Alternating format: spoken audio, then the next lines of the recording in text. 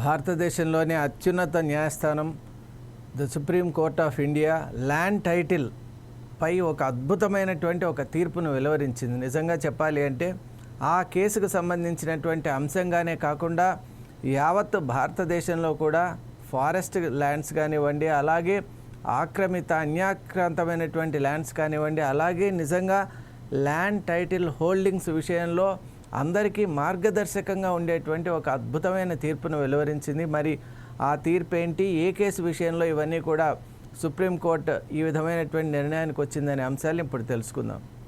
దాదాపు 75 సంవత్సరాలుగా కొనసాగుతున్నటువంటి ఒక కేసు విషయంలో, అంటే 1950లో స్టార్ట్ అయినటువంటి ఒక లిటిగేషన్కి సంబంధించిన అంశం ఇది. మనకు భద్రాద్రి కొత్తగూడ డిస్ట్రిక్ట్గా ఇప్పుడు మనం పేర్కొంటున్నటువంటి ఆ డిస్ట్రిక్ట్లో కొత్తగూడ డిస్ట్రిక్ట్ అంటేనే మనకు తెలుసు, అక్కడంతా కూడా ఫారెస్ట్ ల్యాండ్ అనేటువంటిది, ఫారెస్ట్ కవర్ అనేటువంటిది చాలా ఉంటుంది. మరి ఆ నేపథ్యంలో ఒక పిటిషనర్ ఏం చేశారంటే, ఇప్పుడు దాదాపు మనం ఈ కేసును కనుక తీసుకున్నట్టయితే ఇది నిజాం కాలానికి సంబంధించినటువంటి అంశంగా కూడా పేర్కొనబడింది. కాబట్టి this is really becoming very interesting. మరి పూర్వకాలంలో వాళ్ళు ఇచ్చినటువంటి ఏదైనా ఒక టైటిల్ డీడ్ కానివ్వండి, అలాగే అప్పుడు సంబంధించినటువంటి రెవెన్యూ రికార్డ్స్ కానివ్వండి, వాటికి సంబంధించి నిజంగా వ్యాలిడిటీ ఎంతవరకు ఉంటుంది, ఓనర్షిప్ ఎలా వస్తుంది, టైటిల్షిప్ ఎలా వస్తుంది, ట్రాన్స్ఫర్ ఆఫ్ ప్రాపర్టీ అనేటువంటిది ఎలా జరుగుతుంది అనేటువంటి అనేక అంశాలకు ఇది ఒక రెఫరెన్స్ మోడల్గా ఉంది ఈ కేసు. మరి ఈ కేసులోకి వెళ్తే మనం అక్కడ కొత్తగూడెం డిస్ట్రిక్ట్లో ఉన్నటువంటి కాల్వల నగరం అనేటువంటి గ్రామంలో అక్కడ ఉన్నటువంటి సర్వే నెంబర్ 81లో దాదాపు 787 ఎకరాల ఫారెస్ట్ ల్యాండ్ ఉంది. మరి ఆ ల్యాండ్ను దాంట్లో 600 ఏకర్స్ అది మా పూర్వీకులు మాకు దారాదత్తం చేశారు అని వడియాల ప్రభాకర్ రావు గారు అండ్ హిస్ అసోసియేట్స్ ఒక కేసు వేశారు. అంటే వాళ్ళ ప్రకారం ఈ 600 ఎకరాలు కూడా మా పూర్వీకులకు నిజాం కాలంలో ఇచ్చినటువంటి కొన్ని పట్టాలు లాంటి కొన్ని రుజువులు, అప్పుడు ఫైజల్ అనేటువంటి ఆ కొన్ని డాక్యుమెంట్స్ మా దగ్గర ఉన్నాయి కాబట్టి ఇది మాకు సంబంధించిన ల్యాండ్ అని వాళ్ళు క్లెయిమ్ చేశారు. కానీ దీని విషయంలో 2003లోనే అప్పటి జాయింట్ కలెక్టర్ అయినటువంటి కొత్తగూడెం జాయింట్ కలెక్టర్ వారు ఈ కేసు యొక్క పూర్వాపరాలన్నీ కూడా చాలా క్షుణ్ణంగా అధ్యయనం చేసి ఆ జాయింట్ కలెక్టర్ గారు ఒకటే చెప్పారు, ఈ కేసు విషయంలో వీళ్ళు సమర్పించినటువంటి డాక్యుమెంట్స్ ఏవైతే ఉన్నాయో అవి నిజంగా వీళ్ళ యొక్క అంటే ఎవిడెన్షియల్గా ఇది వీళ్ళ ప్రాపర్టీ అని రిఫ్లెక్ట్ చేసేటువంటి డాక్యుమెంట్స్ ఏమీ లేవు. మరొక విషయం ఏంటంటే దాదాపు అనేక సంవత్సరాలుగా ఈ ల్యాండ్ ఈజ్ రిమైనింగ్ బ్యారన్, అంటే అక్కడ ఏ కల్టివేషన్ కానీ హ్యూమన్ రిలేటెడ్ యాక్టివిటీ లేకపోవడం, ఒక డెన్స్ ఫారెస్ట్ అక్కడ ఉండటం, ఇవన్నీ కూడా గమనించినటువంటి అధికారులు ఖచ్చితంగా ఆ రికార్డ్స్ని తెప్పించుకొని చూసినప్పుడు అక్కడ ఒక సంచలనం చూశారు. హైదరాబాద్ ఫారెస్ట్ యాక్ట్ కింద ఇదంతా కూడా ఫారెస్ట్ ల్యాండ్గానే అక్కడ క్లియర్గా ఉన్నప్పటికీ కూడా తరువాత రెవెన్యూ రికార్డ్స్లో ఈ పర్టికులర్ పిటిషనర్కి సంబంధించిన వాళ్ళు దాన్ని మార్పులు చేయించుకున్నారు. అలా చేయించుకొని వాళ్ళు ఏమంటున్నారంటే, అక్కడ రికార్డ్స్లో ఉంది కాబట్టి డెఫినెట్గా ఆ part of the land belongs to us, అది ఫారెస్ట్ ల్యాండ్ కాదు, ఆ 600 ఎకరాలకు కూడా యాక్చువల్ ఓనర్స్ ఎవరైతే ఉంటారో వాళ్ళు మా ఎన్సెస్టర్స్ కాబట్టి డెఫినెట్లీ త్రూ ఇన్హెరిటెన్స్, మనకిప్పుడు హిందూ లా ప్రకారం కానీ అలాగే సక్సెషన్ యాక్ట్ అని ఉంది, దాని ప్రకారం కూడా ఇలా చేంజ్ ఆఫ్ ప్రాపర్టీ అలా వారసత్వంగా వస్తూ ఉన్నటువంటి నేపథ్యంలో ఇప్పుడు మా చేతికి వచ్చింది కాబట్టి ఈ 600 acres of land is not forest property or state property, this is our individual and private property అని వీళ్ళు క్లెయిమ్ చేస్తున్నారు. మరి దీన్ని గమనించినటువంటి అప్పటి కొత్తగూడెం జాయింట్ కలెక్టర్ వారు ఒక అద్భుతమైన ఒక తీర్పునిచ్చారు. అదేంటి అంటే, ఆయన కూడా ఈ కేసు పూర్వాపరాలన్నీ క్షుణ్ణంగా పరిశీలించిన మీదట అన్ని డాక్యుమెంట్స్ చూసి ఇక్కడ వీళ్ళ ఓనర్షిప్ అని సబ్స్టాన్షియేట్ చేసేటువంటి డాక్యుమెంట్స్ ఏవీ లేవు, రుజువులు లేవు. అలాగే అక్కడ ఉన్నటువంటి ఆ ల్యాండ్ యొక్క స్థితిగతులు కూడా personal verification, on site verification చేసినప్పుడు ఫారెస్ట్ ఏరియాగానే ఉంది, కానీ అది ఏ కాలంలో కూడా కల్టివేషన్ కానీ హ్యూమన్ ఇంటర్ఫియరెన్స్ అక్కడ ఉన్నటువంటి ఎటువంటి ఎవిడెన్స్ లేదు. కాబట్టి definitely this belongs to the forest land, అంతేకాని ఇది ప్రైవేట్ ప్రాపర్టీ కాదు అని వీళ్ళు ఇచ్చినటువంటి క్లెయిమ్ను ఆయన తిరస్కరించారు. మరి అలా తిరస్కరించడంతో వీళ్ళు వెంటనే అప్పుడు కంబైన్డ్ ఇప్పుడు ఉభయ తెలుగు రాష్ట్రాలు కూడా ఆంధ్రప్రదేశ్గానే ఉన్నటువంటి నేపథ్యం అది. కాబట్టి వాళ్ళు ఏపీ హైకోర్టును ఆశ్రయించారు. అప్పుడు ఒక సింగిల్ జడ్జ్ ఆయన ఏం తీర్పు ఇచ్చారంటే కలెక్టర్ ఇచ్చినటువంటి రూలింగ్ను ఆయన అతిక్రమించారు. అంటే ఆయన ఎలా భావించారంటే రెవెన్యూ రికార్డ్స్లో చాలా స్పష్టంగా వీళ్ళ యొక్క పేరు ఉండటం, అలాగే డిఫరెంట్ టైమ్ జోన్స్ అంటే ఆయన చూసినటువంటి పత్రాల్లో వీళ్ళ పేరు రిపీటెడ్గా కనిపించడంతో సరే వీళ్ళ ఫ్యామిలీకి సంబంధించిన ల్యాండ్గానే భావించి అలాంటి తీర్పు ఇచ్చారు. మరి state government was not satisfied with that ruling. ఎందువల్ల అంటే స్టేట్ వాజ్ వెరీ పర్టికులర్, ఇది ఫారెస్ట్ ల్యాండ్ కాబట్టి ఖచ్చితంగా ఇది ప్రైవేట్ ప్రాపర్టీ కాదు అని నిరూపించాలి అని వాళ్ళ హైకోర్టులోనే ఒక బెంచ్ కేశారు, ఫుల్ బెంచ్కు. మరి ఎప్పుడైతే ఫుల్ బెంచ్ ఈ విషయాన్ని అంతటినీ కూడా సమగ్రంగా పరిశీలన చేసిందో వాళ్ళు వెంటనే సింగిల్ జడ్జి ఇచ్చినటువంటి రూలింగ్ను డిస్మిస్ చేశారు. దట్స్ రాంగ్ అని దాన్ని నల్ అండ్ వాయిడ్ కింద కన్సిడర్ చేసి అసలు అలాంటి ఆస్కారం లేదు, ఇది ఫారెస్ట్ ల్యాండ్ అని తేల్చి చెప్పారు.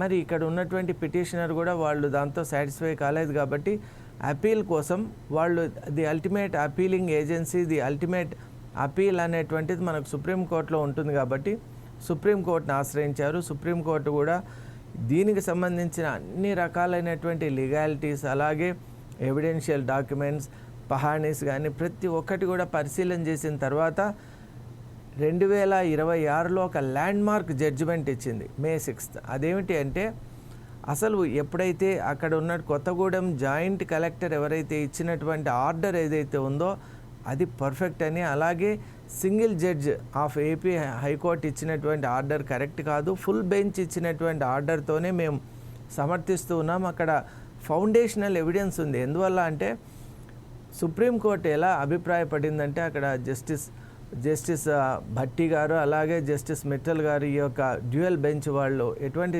తీర్మానం చేశారంటే ప్రాపర్టీ అనేటువంటిది మన ఓనర్షిప్ కావాలి, మన ఓనర్షిప్తో కలిసి ఉండాలి అంటే ఖచ్చితంగా రెవెన్యూ రికార్డ్స్ అనేటువంటివి ప్రామాణికం కాదు.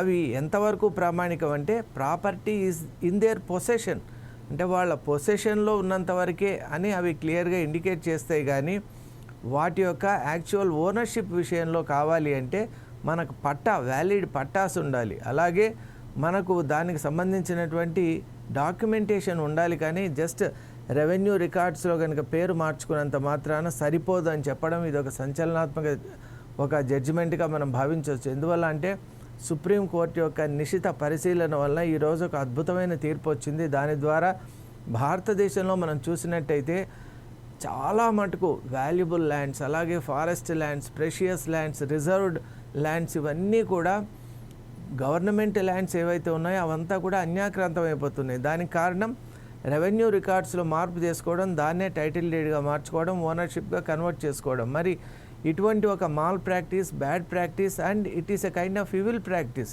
మరి ప్రభుత్వానికి సంబంధించినటువంటి ప్రజలకు సంబంధించిన ఆస్తుల్ని కొన్ని వెస్టెడ్ ఇంట్రెస్ట్ ప్రైవేట్ ప్రాపర్టీస్గా వాటిని మార్చుకొని వాటిని వ్యాపార దృక్పథంతో వాటిని మార్చుకోవడం అనేటువంటిది, కన్వర్ట్ చేసుకోవడం, అలాగే అదే రీతిలో ముందుకు పోవడం అనేటువంటిది సుప్రీంకోర్టు ఎంత మాత్రం కూడా దానికి ఒప్పుదల కాదు. కాబట్టి ఖచ్చితంగా ఈరోజు ఈ తీర్పు ద్వారా ఈ కేసులో ఎలా అయితే ఈ యొక్క హయ్యర్ అపీల్ను డిస్మిస్ చేయడంతో పాటు వాల్యుబుల్ ఇన్సైట్స్ కూడా ఇచ్చింది. ఎందువల్ల అంటే కేవలం రెవెన్యూ రికార్డ్స్ని నమ్ముకొని ముందుకు కనుక వెళ్ళినట్లయితే అది చెల్లుబాటు కాదు.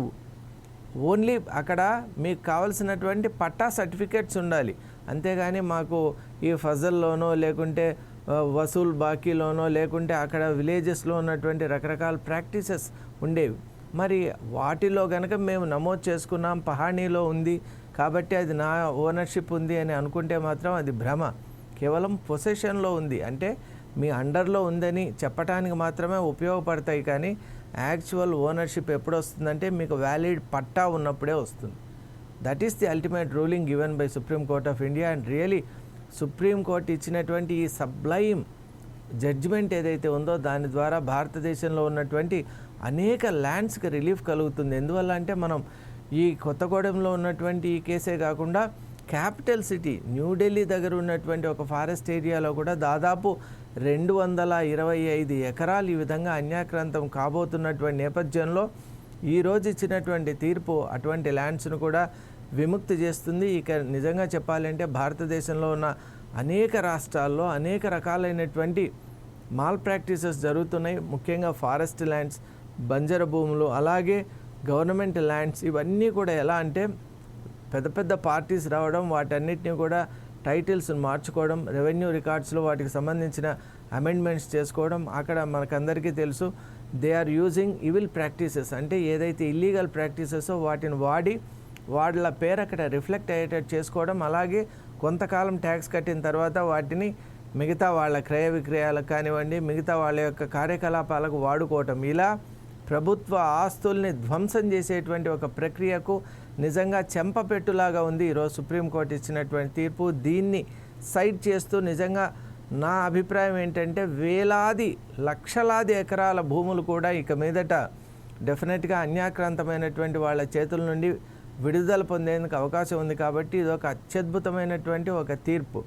అలాగే సుప్రీంకోర్టు చాలా చక్కగా చెప్పింది, ఎక్కడైతే ఇప్పుడు హైకోర్టులలో కూడా పదవిని అంటే వాళ్ళ యొక్క రిట్ హోదా కానివ్వండి, అలాగే జడ్జిలు కూడా వాళ్ళు ఏదైనా ఒక అభిప్రాయాన్ని వ్యక్తం చేసే ముందు వాళ్ళ పరిమితిని దాటకుండా వాళ్ళు వ్యవహరించాలని చాలా గట్టిగా డిమాండ్ చేసింది. అలాగే మరొక అంశం ఏంటి అంటే ఎప్పుడైతే ల్యాండ్ టైటిల్కు ఓనర్షిప్కు సంబంధించినటువంటి అంశం ఒక డిస్ప్యూట్ వచ్చిందనుకోండి, దానికి సుప్రీంకోర్టు చాలా చక్కగా చెప్పింది, you have to approach A civil court. మీరు ఒక సివిల్ కోర్టును అప్రోచ్ చేసి ఫుల్ లెంత్ అక్కడ మీకు ఒక ఈ పిటిషన్ అండ్ అక్కడ ఉన్నటువంటి ఇన్వెస్టిగేషన్ అలాగే ప్రొసీడింగ్స్ జరగాలి. జరిగినప్పుడు అప్పుడు సివిల్ కోర్టు చాలా ఖచ్చితంగా తేల్చి చెబుతుంది ఈ భూమి యొక్క టైటిల్ యాక్చువల్గా ఎవరికి ఉంది, రియల్ టైటిల్ హోల్డర్ ఎవరు, అలాగే ఈ భూమి నిజంగా అన్యాక్రాంతం చేయొచ్చా, ఇది రిజర్వ్డ్ ఫారెస్టా, లేకుంటే మెయిన్ ఫారెస్ట్ ల్యాండా, లేకుంటే ఇది స్టేట్ ప్రాపర్టీనా, ఇది ప్రైవేట్ ప్రాపర్టీగా ఉండటానికి అవకాశం ఉందా లేదా అనేటువంటి పాసిబిలిటీస్ని కూడా చెప్తుంది. కాబట్టి సివిల్ కోర్టులో ఇటువంటి పిటిషన్స్ వేసుకొని ఫుల్ లెంత్ అక్కడ ప్రొసీడింగ్స్ జరగాలి, అప్పుడే నిజ నిర్ధారణ అవుతుందనేటువంటి ఒక అభిప్రాయాన్ని కూడా రావటం, దీన్ని ఒక బెంచ్ మార్క్గా ఉంచడం కూడా నిజంగా చాలా ఆహ్వానించదగ్గ పరిణామం. కాబట్టి సుప్రీంకోర్ట్ ఆఫ్ ఇండియా ఇచ్చినటువంటి తీర్పు వల్ల మనకు అన్యాక్రాంతం నిజంగా ఫారెస్ట్ ల్యాండ్స్ చాలా మటుకు కోల్పోతున్నామండి.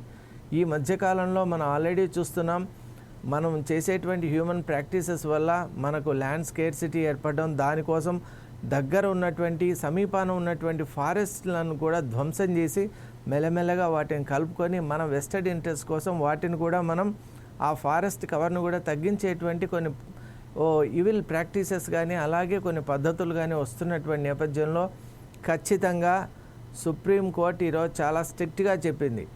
ఈదర్ సుప్రీంకోర్టుకు సంబంధించినటువంటి డైరెక్టివ్స్ ఎలా ఉన్నాయంటే లోకల్ హైకోర్ట్స్లో ఉన్నటువంటి జడ్జిలు కానివ్వండి, అలాగే డిస్ట్రిక్ట్ హెడ్స్ అయినటువంటి కలెక్టర్ అండ్ జాయింట్ కలెక్టర్ కానీ ఎప్పుడైతే ల్యాండ్ సంబంధించిన లిటిగేషన్ వస్తుందో, టైటిల్కి సంబంధించినటువంటి ఓనర్షిప్కి సంబంధించినటువంటి ఎప్పుడైతే ఒక లిటిగేషన్ డిస్ప్యూట్ ఆర్ కాన్ఫ్లిక్ట్ వస్తుందో ప్రతి ఒక్కరు కూడా ఆ స్టేజ్లో ఉన్న వాళ్ళు వాళ్ళ యొక్క పరిధి ఏదైతే ఉంటుందో దాన్ని దాటి వ్యవహరించకూడదు. దాని లోపలనే అక్కడ ఉన్నటువంటి ఫ్యాక్ట్స్ని బేస్ చేసుకొని మాత్రమే వాళ్ళు రూలింగ్ ఇవ్వాలి, ఆర్డర్ ఇవ్వాలి, డైరెక్టివ్ ఇవ్వాలని ఈరోజు చెప్పడం చేత నిజంగా ఇది భారతదేశంలో సుప్రీంకోర్ట్ ఆఫ్ ఇండియా ఇచ్చిన అనేక అద్భుతమైనటువంటి ఒక జడ్జిమెంట్స్లో ఇది ఒకటిగా కలకాలం నిలిచిపోతుంది. ఇది నిజంగా చెప్పాలి అంటే మన దేశంలో ఉన్నటువంటి ఫారెస్ట్ ల్యాండ్స్ అలాగే అన్యాక్రాంతమైనటువంటి భూముల్ని మళ్ళీ విడిపించడానికి, ప్రైవేట్ ప్రాపర్టీస్గా మిగిలిపోయినటువంటి గవర్నమెంట్ ప్రాపర్టీస్ను మళ్ళీ వెనక్కి తీసుకొని స్టేట్ ప్రాపర్టీస్గా వాటిని కన్వర్ట్ చేసుకోవడానికి, అలాగే రియల్ టైటిల్ హోల్డర్ ఎవరు, అలాగే ఈ ఓనర్షిప్ ల్యాండ్ ఓనర్షిప్ విషయంలో వచ్చేటువంటి అనేక సందేహాలకు ఇది ఒక మార్గదర్శకంగా ఉంటుందని నేను భావిస్తున్నాను. Thank you.